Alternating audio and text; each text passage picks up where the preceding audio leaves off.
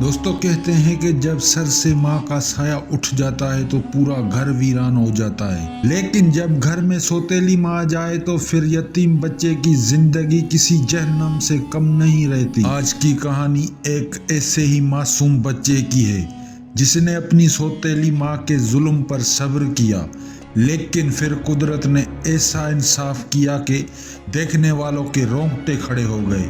Video آخر تک ضرور دیکھیے گا۔ اسلم کی پہلی بیوی کا انتقال ہو چکا تھا اور اس کا ایک 7 سال کا بیٹا تھا جس کا نام احمد تھا۔ رشتہ داروں کے کہنے پر اسلم نے دوسری شادی کر لی تاکہ احمد کو ماں کا پیار مل سکے۔ وہ نائلہ نامی خاتون کو شادی کر کے گھر لے آیا۔ شروع کے کچھ دن تو نائلہ نے بہت دکھاوا کیا، وہ اسلم کے سامنے احمد کو پیار کرتی، لیکن اسلم کے کام پر جاتے ہی اس کا اصلی چہرہ سامنے آ جاتا۔ اسلم صبح نوکری پر چلا جاتا اور پیچھے سے نائلہ اس معصوم پر ظلم کے پہاڑ توڑ دیتی تھی۔ وہ خود تو مزے کے کھانے کھاتی تھی، لیکن ننھے احمد کو 2 دن کا باسی اور سوکھی روٹی دیتی تھی۔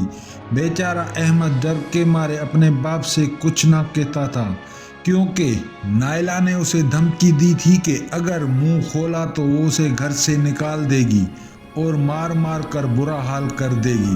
معصوم بچہ چپ چاپ ظلم سہتا رہا، لیکن کہتے ہیں نا کہ ظلم کی رسی جلدی جل جاتی ہے۔ ایک دن اسلم کی طبیعت خراب تھی، اس لیے وہ وقت سے پہلے گھر واپس آ گیا۔ گھر میں خاموشی تھی۔ جب وہ احمد کے کمرے کے پاس سے گزرا تو اس نے دیکھا کہ دروازہ تھوڑا سا کھلا ہے۔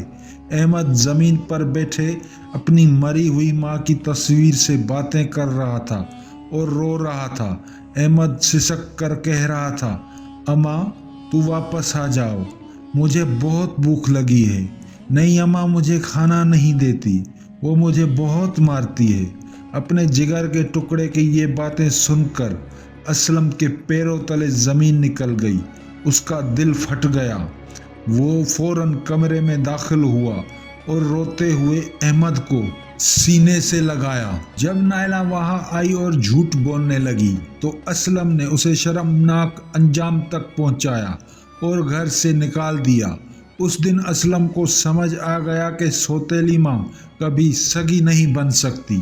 دوستو یتیم بچے اللہ کی امانت ہوتے ہیں، ان کی آہ سے ڈرے، کیونکہ جب یتیم روتا ہے تو عرش بھی ہل جاتا ہے۔